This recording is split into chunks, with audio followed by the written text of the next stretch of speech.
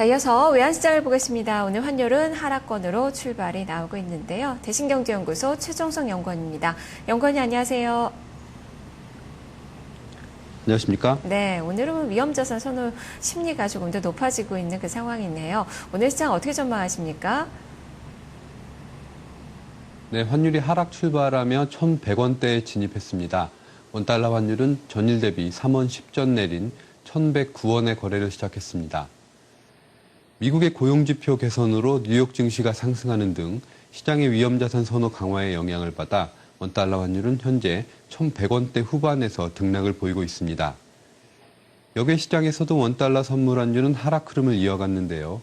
뉴욕 외환시장에서 NDF 원달러 선물 환율은 전일 국내 시장 현물환 종가 대비 2원 30전 하락했고 달러 인덱스 역시 0.19% 하락했습니다. 전일 뉴욕 외환시장에서는 유로화가 주요 통화 대비 약세를 나타냈습니다.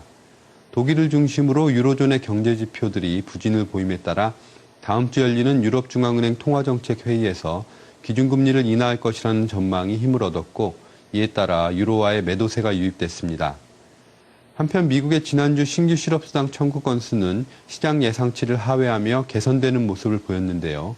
이에 따라 안전자산 선호가 한풀 꺾이면서 달러화는 약세 흐름을 보였습니다. 달러엔 환율은 한때 98엔대로 떨어지기도 했지만 결국 99엔대 중반에서 소폭 레벨을 낮췄습니다. 금일 서울 외환시장에서 원달러 환율은 1110원 선 하향 돌파 시도를 나타낼 것으로 예상됩니다.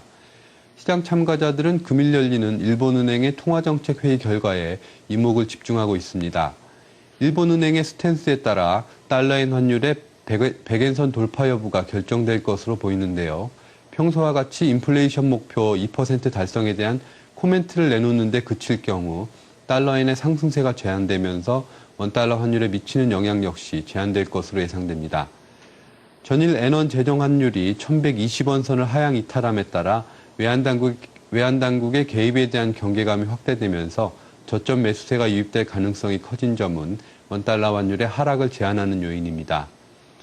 국내 경제의 양호한 펀더멘탈과 월말 장세에 따른 수출업체 내고 물량 등이 원달러 환율의 하락 압력으로 작용하겠지만 환율 레벨이 낮아짐에 따라 저점 매수세 역시 유입되기 시작해 수급상 공방이 예상됩니다. 따라서 금일 원달러 환율은 일본은행의 통화정책회의 결과와 수출업체 내고 물량의 출회 여부에 주목하며 1110원 선 하향 돌파 시도를 지속할 것으로 예상되는 가운데 금일 환율의 예상 거래 범위는 1106원에서 1114원 사이가 될 것으로 전망됩니다. 네, 오늘 하락 쪽으로 예상을 하고 계시네요. 어제 당국의 개입이 좀 있었던 것 같은데요. 오늘도 이런 부분을 좀 감안을 해봐야 될까요?